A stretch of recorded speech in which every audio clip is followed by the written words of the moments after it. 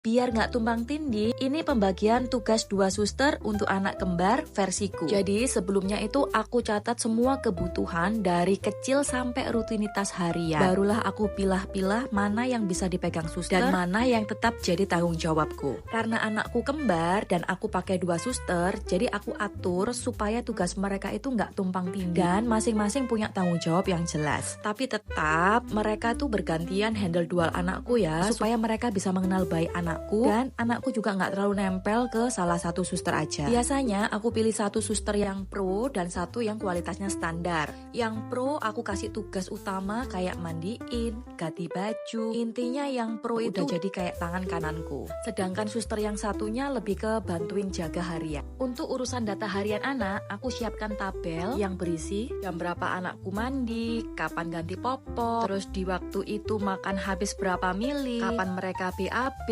sampai teksturnya pun ditulis. Tugas suster lah yang mengisi data masing-masing anak yang mereka handle. Tabel harian ini penting banget buat pantau kebutuhan anak-anak. Mulai dari total susu yang mereka minum, jumlah popok yang mereka pakai, porsi makan hingga snacknya. Yang paling membantu, aku bisa tahu apakah BAB anakku itu lancar atau enggak. Dan misalkan kalau BAB anakku keras ataupun seperti pasta, aku tinggal lihat catatan menu apa yang kemarin tuh aku kasih ke mereka. Tanpa aku harus mengingat-ingat kembali mereka itu makan apa sebelumnya. Yang nyiapin makanan dan masak makanan itu aku sendiri, sedangkan suster yang bantu menyiapkan high chair-nya dan bantu nyuapin makanan. Suster juga bantu bersihin kamar anak, lipat baju, cuci botol, dan nyuapin. Kalau untuk urusan bersih-bersih, suster anakku juga bagi tugas secara bergantian. Misalnya hari ini suster A yang sapu pel, lalu suster B yang lap-lap dan cuci botol. Besoknya mereka tukar tugas biar adil dan sama-sama paham semua kerjaan. Jadi intinya walaupun pakai 2 suster, semua tugas tetap dikerjakan secara bergiliran supaya mereka itu sama-sama tahu dan paham kondisi anak dan juga kondisi rumah. Perbedaan job desk antara suster pro dan standar cukup jelas. Suster yang pro itu lebih ke bantu merawat seperti memandikan, ganti baju, dan kasih obat ataupun vitamin kalau aku tuh lagi di luar rumah. Sementara suster yang standar lebih ke membantu menjaga dan mendampingi anak aja. Jadi tanggung jawabnya berbeda. Soal gaji tentu beda. Suster pro aku kasih lebih karena tanggung jawabnya yang lebih banyak. Tapi ada hal yang selalu aku pegang. Suster itu kan yang bantu kita, bukan gantiin kita. Jadi semua yang mereka kerjakan itu tetap harus sepengetahuan dan arahanku. Aku tetap ikut terlibat. Dan satu lagi, perlakukan suster dengan baik karena mereka itu bagian dari tim yang bantu rawat anak kita. Tips dari aku, kalau anak masih balita, aku lebih suka suster yang udah punya anak sendiri. Biasanya mereka lebih sabar dan lebih paham. Tapi pastikan ya, anak mereka itu lebih tua 3-5